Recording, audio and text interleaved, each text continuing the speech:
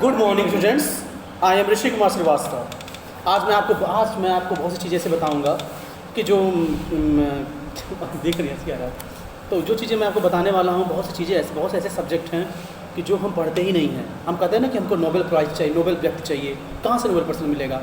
क्या आपको पता है कि जो चीज़ आप पढ़ते हैं क्या वो आपकी प्रकृति से रिलेटेड है?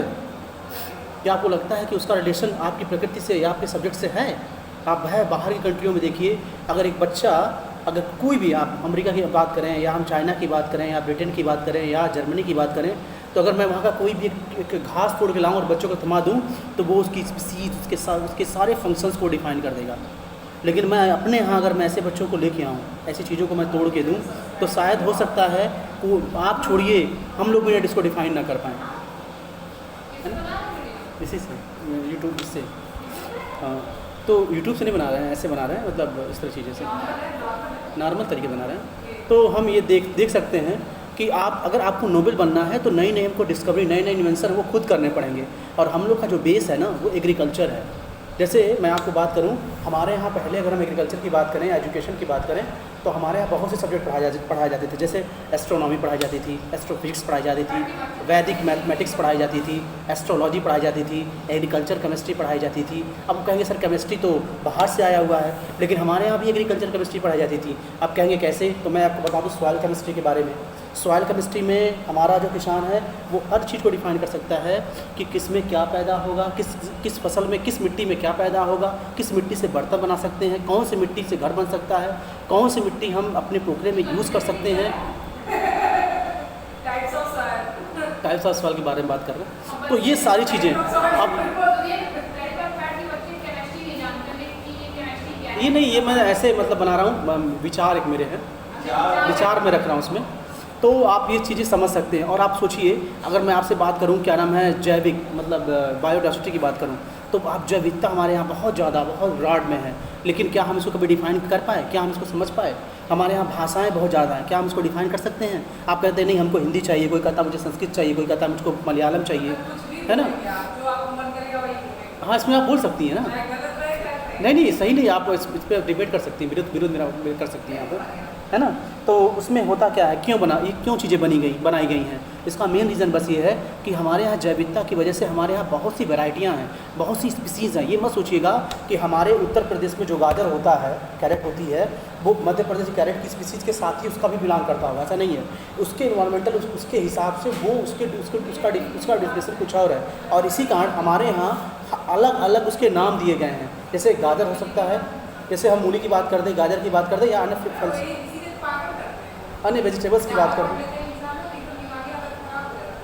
अन्य वेजिटेबल्स की बात कर दें, तो जो वेजिटेबल्स होती हैं ना हमारे यहाँ, तो वो अलग अलग वेराइटियाँ हैं और उसका अलग अलग क्षेत्रों में अलग अलग नाम है। लेकिन सबका हम हो सकते नहीं हो सकता है टेस्ट हमारे समान हो खाने में, लेकिन टेस्ट हो सकता है समान खाना, लेकिन हाँ सबके फ़ायदेमंद अलग अलग हैं, क्योंकि हमें इस पर अभी रिसर्च करना बाकी है। तो देखिए, पहला एग्जांपल हमको नोबेल के लिए मिल गया।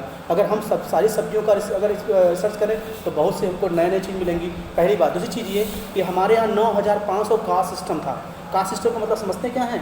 हम उनकी क्वालिटी की अगर बात करें तो शायद इस तरह की क्वालिटी और चीज़ें हमको ना मिल पाएँ। आज की टेक्नोलॉजी में हम ऐसे ही प्रकार की चीज़ों का यूज़ करते हैं। अभी मैंने एक टीवी पे प्रोग्राम में देखा था राजस्थान में, तो मैंने वहाँ पे देखा कि जो मिट्टी की जब पानी की बूंदें गिरती हैं तो उन पानी को बूंदों को इकट्ठा करके उसकी भाप बनाई जाती है ना? मैं हो सकता है मैं उस वीडियो आपको शेयर कर दूँ। तो जब भाप बनाई जाती है तो उसमें से एक सुगंध निकलती है। उस सुगंध को हम क्या करते हैं, उस सुगंध को हम इकट्ठा करते हैं किसान वहाँ के, और उसको बेचते हैं। लेकिन क्या बताइए, क्या इस तरह का एजुकेशन हम दुनिया को दे पाए? क्या अपने सब्जेक्ट में उसको सम्मिलित कर पाए? नहीं कर पाए, है ना? जैसे हम ये बात करें, हम साइंटिफिक तौर से बात करें तो खाना किसमें बहुत बेहतरीन तरीके से खा सकते हैं। तो हम, कोई कह देगा तो हम स्टील के बर्तन में खाना चाहिए, कोई कहेगा सोने के बर्तन में।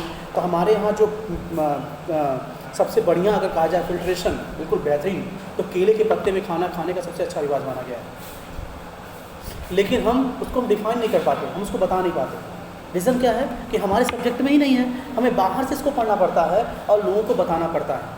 अगर हम ये छोटे से ही बच्चों को सारे नॉलेज देना शुरू कर दें तो हम क्या होगा, ये तब हम इन्वेंशन की ओर बढ़ेंगे। लेकिन ऐसी उत्पत्ति, ऐसी चीज़ें ना होने के कारण कहीं ना कहीं हम बहुत बड़ा नुकसान करते जा रहे हैं समाज के ऊपर।